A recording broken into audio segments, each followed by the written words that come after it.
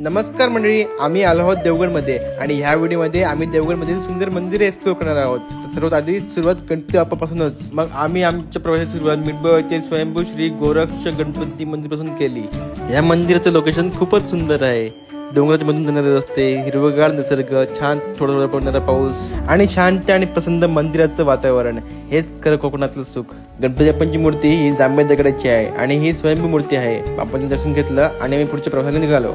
थोडं ट्रॅव्हल केल्यावर मिठबळ येथे श्री रामेश्वर मंदिराला आम्ही येऊन पोहोचलो. या मंदिराचे बांधकाम खूपच सुंदर आहे आणि मंदिरावरील नक्षीकाम वर्णकाम आपले लक्ष वेधून घेते. समोर नंदी महाराजांचे दर्शन घेतले आणि मंदिराच्या आत प्रवेश केला. आत प्रवेश करताच भव्य सभामंडप पाहायला भेटतो.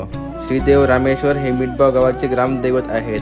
आम्ही मंदिराच्या गाभाऱ्यात जाऊन देवाचे दर्शन घेतले. मंदिराच्या परिसरात श्री गजानन लक्ष्मी देवीचे मंदिर आहे. देवीचे दर्शन घेतले आणि इतर मंदिराचे दर्शन घेऊन आम्ही पुढच्या प्रवासाला निघालो.